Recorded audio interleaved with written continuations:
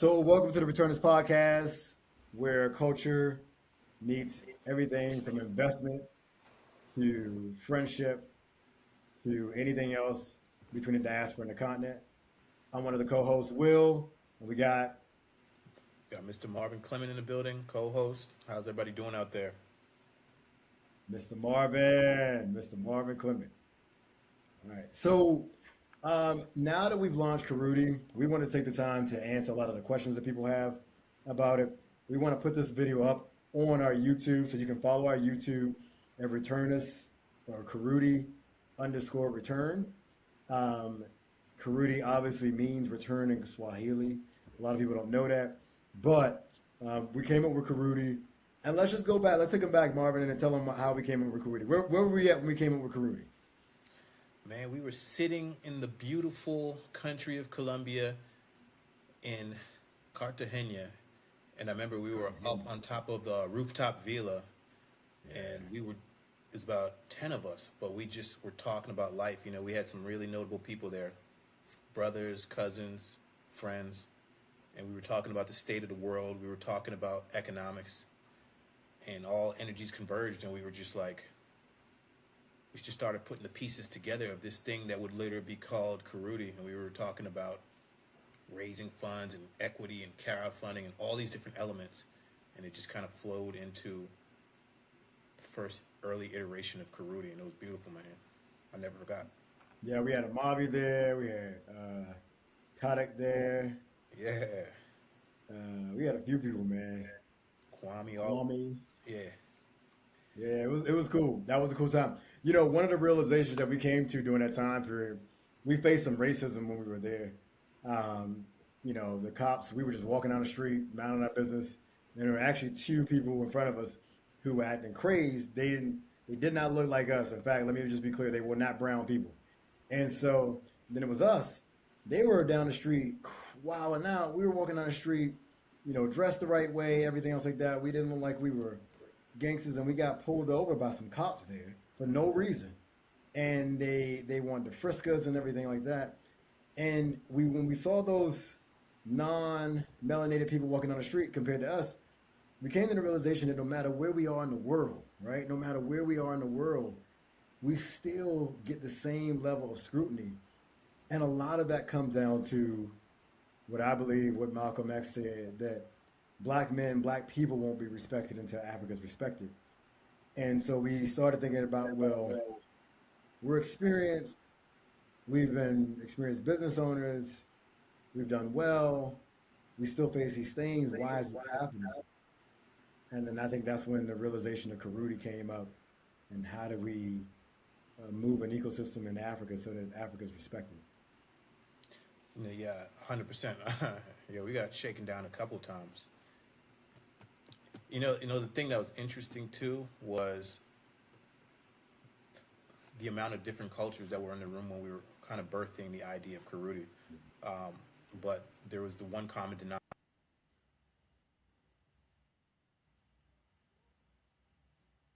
Africans don't profit from it.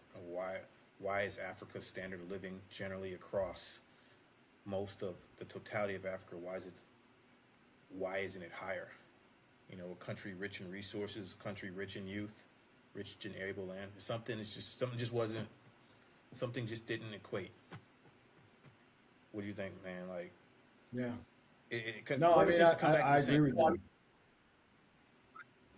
Yeah, No, I totally but 100% agree. I think a lot of it comes down to what we said, you know. So one of the things, I mean, let's introduce ourselves to people. That was a little realization of why Kurudy came to be, and we nailed it down to crowdfunding. Um, Tell us about yourself, Marvin. Who are you? whew, you know, who am I?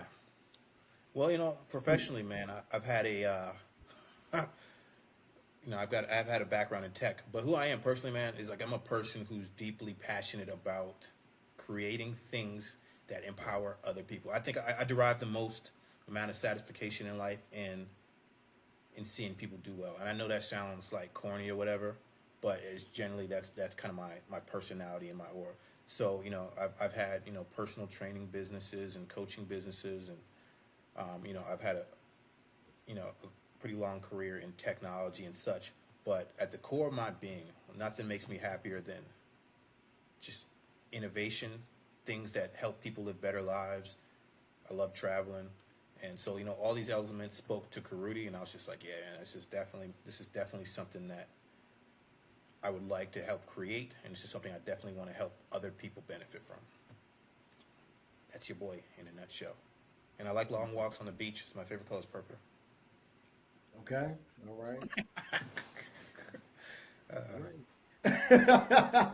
All right. Well, a little bit about me. A little bit about me. My name is William McCoy. I've had probably about 17 years, close to 17 years in the tech industry. I've been designing apps for a long time. I used to dabble earlier in my career in programming. I was also a real estate broker. And during that time period, I created a real estate app that connected people directly and then left the agents on the outside to kind of act as facilitators. I went on to develop a marketplace doing the tech EV boom where people could come in and be connected with contractors for installing both EV chargers, but also other sustainability products. So that was a global company that I had. I'm one of the few people, one of the few black founders that, according to Crunchbase, that has raised any type of significant capital. Typically, black founders raise less than 1%. I was fortunate enough to be able to be one of the founders who've been able to do that in the tech space. And then, building Kurudy, even though, I did not program this with my bare hands, shout out to Ramesh and Jay Deep and the whole Yeah. team. We go to India several times yearly to go see our brothers over there in India. But shout out to them for putting their hands on it and helping us create this vision. But who I am internally is somebody who wants to democratize capital.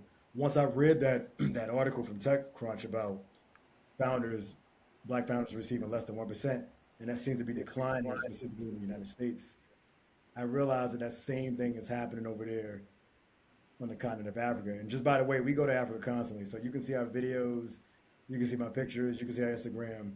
We're over there constantly. We're not one of those diaspora that talks about, Africa, but we're sitting over here. We're over on the continent on a regular basis, talking to ministers, talking to entrepreneurs. We're in that space. And what we found out is that they face the same type of issues that we do. Even on a continent that's full of brown people, full of black people, they still face issues when it comes to access and financial inclusion and decentralizing capital and community impact and access really to global investors, right? They really need global investors. Yeah. And so that's really who I am. I'm one of those people who, it's not that I necessarily want to level the playing field or, make everything socialized or whatever else it may be, but look at it this way. You got 1.5 billion people on the continent of Africa.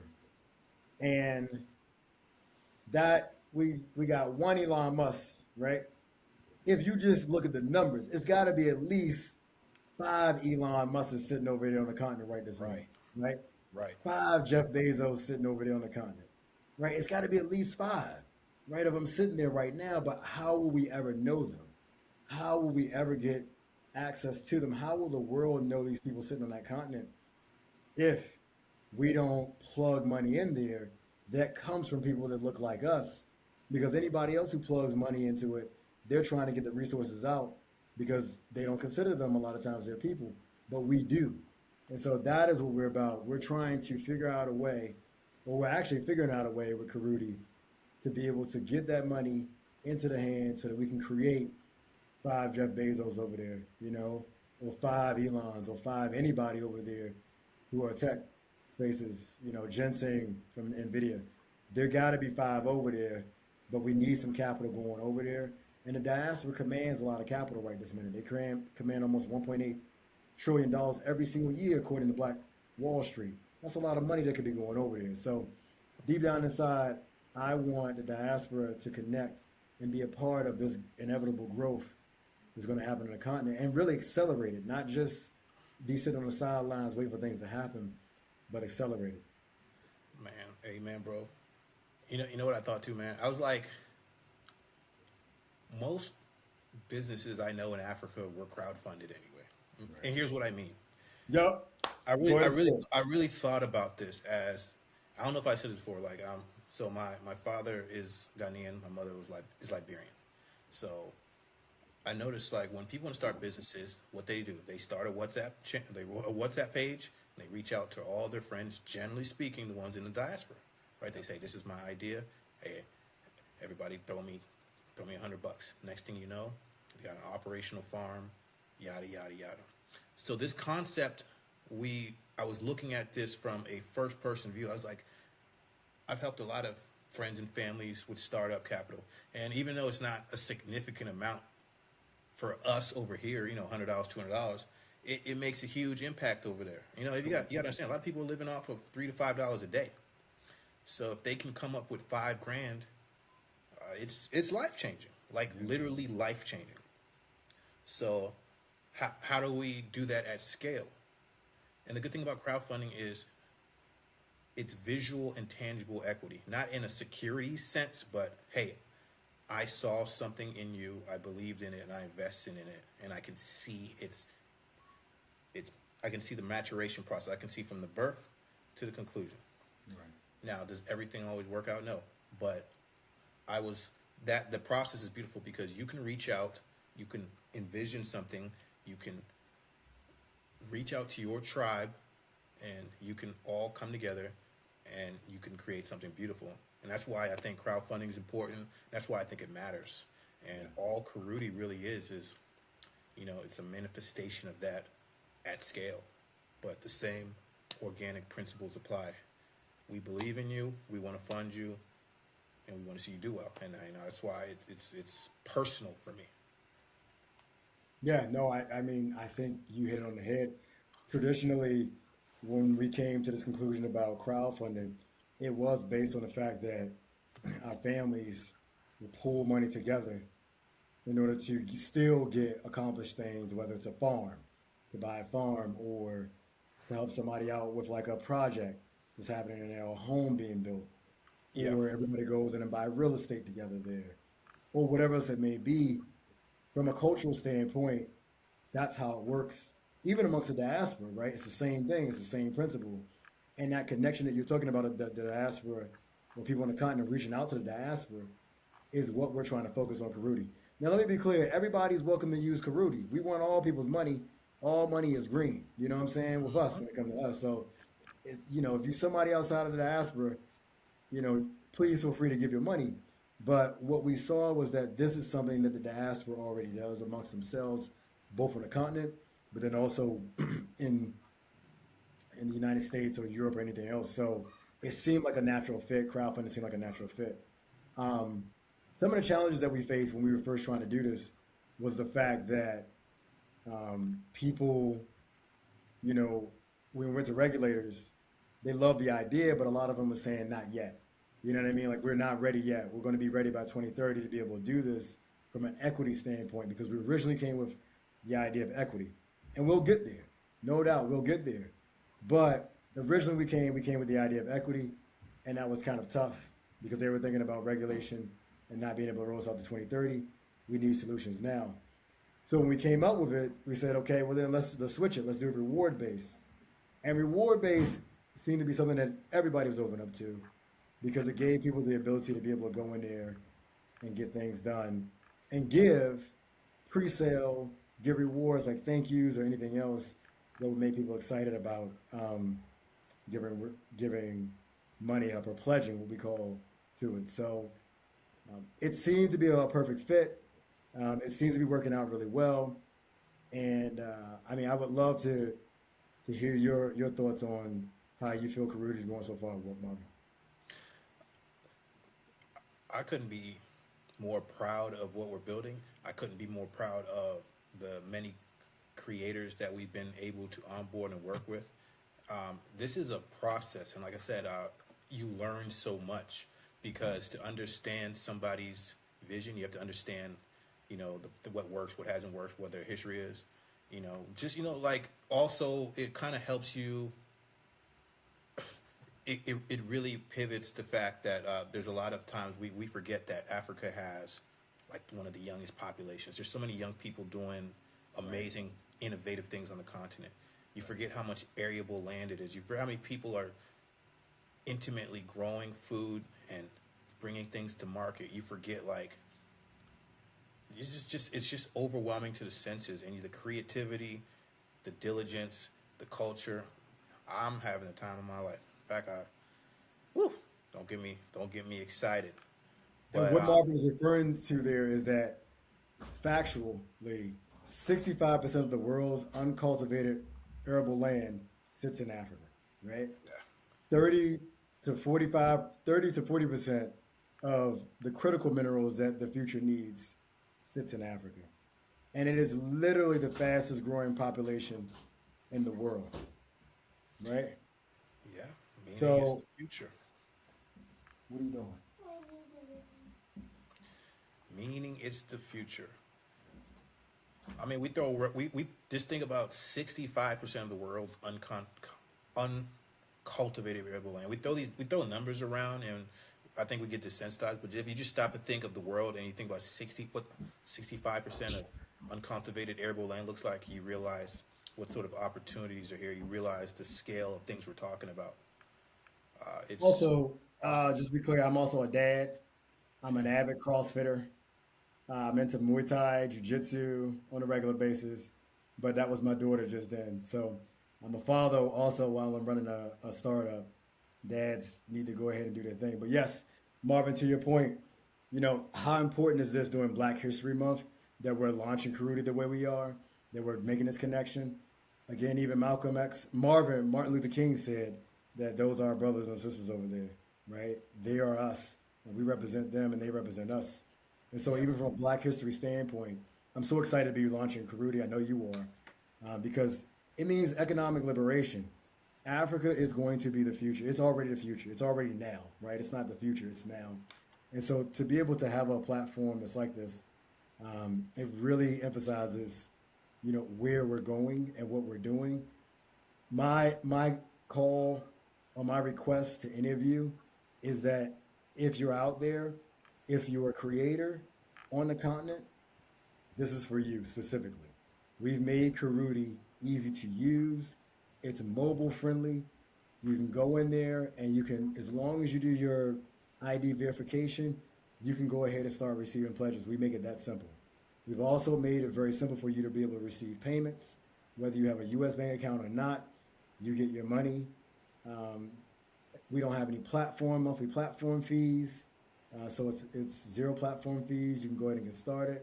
We ask for a nominal transaction fee. That's how we feed ourselves and keep the platform going.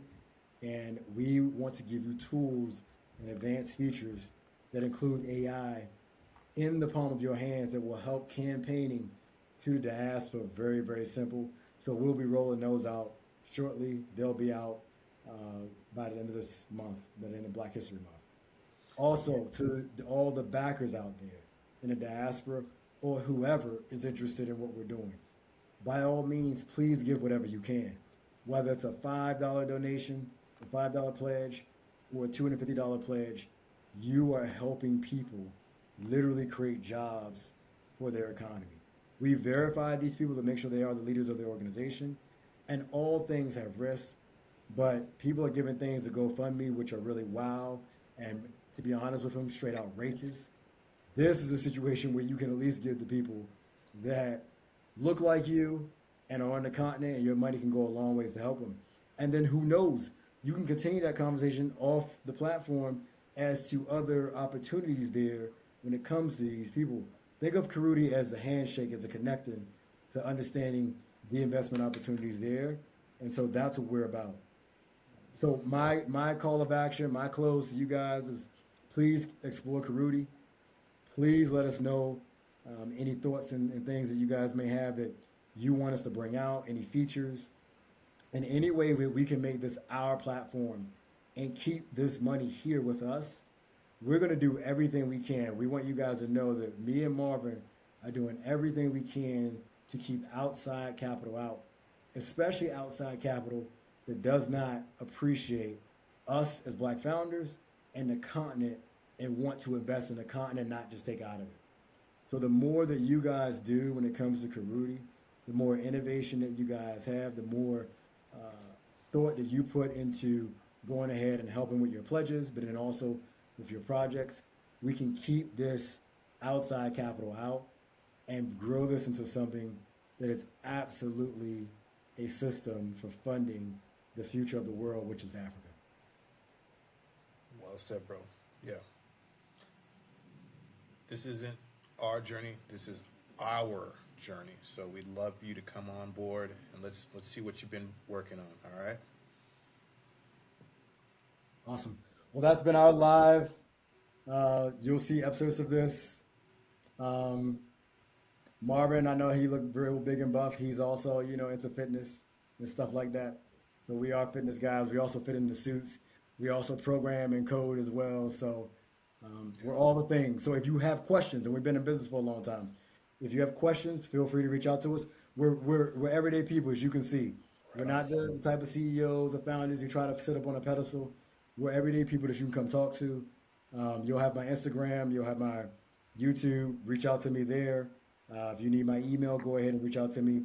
But I want you guys to know, and we want you guys to know by doing this, that we are everyday people, everyday founders with a mission to connect the diaspora to the opportunities, but then also to ensure that the continent has opportunities for funding. So this is Kurudy. This is the host of ReturnUs podcast. And we look forward to talking to you guys soon. We will return this. Stay safe and innovate, people. Take care.